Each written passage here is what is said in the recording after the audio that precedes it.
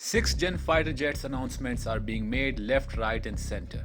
From United States NGAT Next Generation Air Dominance Program to Turkish TFX program, and recently Britain's 6th generation fighter jet Tempest program. But how world reached here when some countries are aiming for 6th gen fighter jets and most of them haven't even reached 5th gen, while some are even struggling with 4th gen fighter jets? Today we are going to discuss about one struggling 4th gen fighter jet program from India called LCA HAL Tejas. The HAL Tejas is an Indian single-engine delta-wing lightweight multi-role fighter jet developed by Hindustan Aeronautics Limited for an Indian Air Force and Indian Navy. It came from Light Combat Aircraft LCA program, which began in 1980s to replace India's aging fleet of MiG-21 fighter jets, but later became a general fleet modernization program. India has always been trying to pitch this aircraft as cost-efficient alternative in its category of 4th gen fighters, but the whole program has been plagued with issues and sales failures. In September 2021, HAL responded to the request of information by Royal Australian Air Force for procurement of future lift or fighter training aircraft to replace its existing fleet of 33 Hawk Mk127 aircraft of British Aerospace and Engineering and Systems. In the Australian Air Force tender, LCA Tejas competed with T-7A Red Hawk trainer that Boeing and Swedish Saab jointly developed. Along with that, they also competed with M346 of Italian aerospace major Leonardo and Korean Aerospace Industries T-50 that has been co-developed with Lockheed Martin. As a result, British Aerospace and Engineering had proposed its upgraded Hawk, so in February, the company was awarded the contract of $1.5 billion to upgrade the Australian Air Force's existing fleet of Hawk Mk127. This suggested that India is now out of the race to win the Australian fighter training aircraft contract. Before Australia, India had offered the LCA Tejas fighter trainer variant to the US Navy in 2020 in response to the global request for information issued by the US Naval Air System Command to procure a new trainer to replace its existing fleet of Boeing T-45s. However, a previous Eurasian Times report had noted that US Navy would be less inclined towards buying the LCA fighter trainer after the Indian Navy itself has rejected the LCA Tejas in 2016 for being too heavy. Countries like UAE had also shown interest in Tejas in 2018. However, in February, the UAE Defense Ministry announced that it was buying L-15 training and combat aircraft from China National Aerotechnology Import and Export Corporation. This was seen as a disrespectful snub at Tejas. It's unclear why the UAE did not consider the fighter trainer variant of the Tejas after showing strong interest in the aircraft initially. Under the government of new President Bongbong Marcos, the Philippine Air Force announced that it has shortlisted Lockheed Martin's F-16 and Saab Gripens in the multi-role fighter jet program.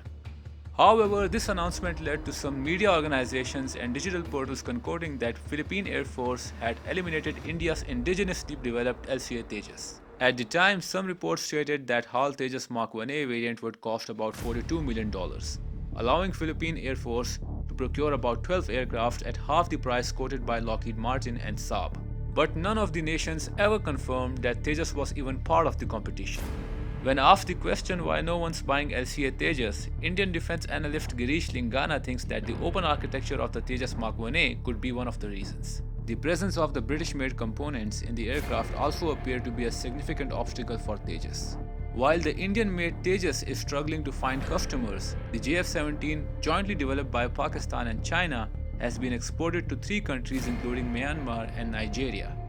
When asked about this, Lingana said, regarding Myanmar and Nigeria, their respective deals were closed in 2015 and 2014. Then Tejas was hardly ready, let alone for export.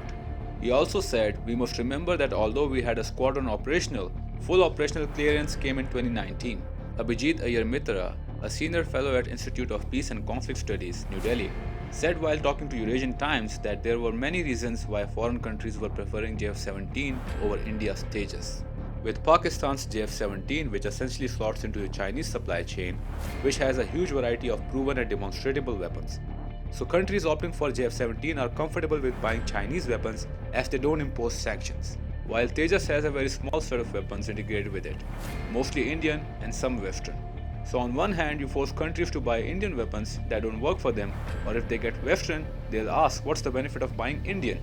Mr. Mitra also said that JF-17 is a modest fighter, but whatever advancements it brings are solid and proven. On the other hand, Tejas is a nightmare. Nothing about it is proven.